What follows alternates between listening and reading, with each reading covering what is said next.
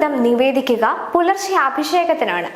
അരവണ അല്ലാതെ മറ്റു 3 തരം പായസം കൂടിയുണ്ട് ശബരിമലയിൽ അയ്യപ്പസ്വാമിക്ക് നിവേദിക്കാനായി.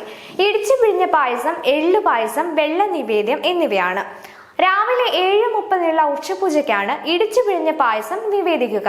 പേര് സൂചിപ്പിക്കുന്നത് പോലെ തേങ്ങ ഇടിച്ചു പിഴിഞ്ഞ 1-ാം പാലും 2-ാം പാലും എടുത്ത് ശർക്കര ഉൾപ്പെടെ ചേർത്താണ് ഈ പായസം ഉണ്ടാക്കുന്നത്. അരവണ 12 മണിക്കുള്ള ഉച്ചപൂജയ്ക്കുള്ളതാണ്. വെള്ള നിവേദ്യം എല്ലാ പൂജാവേളകളിലും ഭഗവാന് സമർപ്പിക്കും.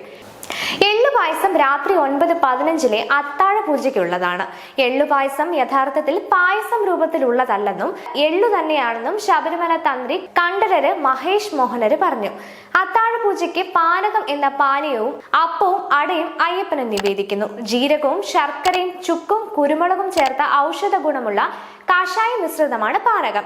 8 കൂട്ടുകൾ ചേർത്തുണ്ടാക്കുന്ന പഞ്ചാമൃതം പുലർച്ചെ 3-ന് നട തുറക്കുമ്പോൾ അഭിഷേകത്തിന് ഉപയോഗിക്കുന്നതാണ്. കൽക്കണ്ടം, ശർക്കര, കദളിപ്പഴം, ഉണക്കമുന്തിരി, നെയ്യ്, തേൻ, ഏലക്കാപ്പൊടി, ചുക്കുപൊടി എന്നിങ്ങനെ 8 കൂട്ടങ്ങൾ ചേർത്താണ് പഞ്ചാമൃതം തയ്യാറാക്കുന്നത്. പായസങ്ങളിൽ അരവണയും പിന്നെ പഞ്ചാമൃതവുമാണ് ശബരിമലയിൽ നിന്ന് വിൽപ്പന നടത്തുന്നത്.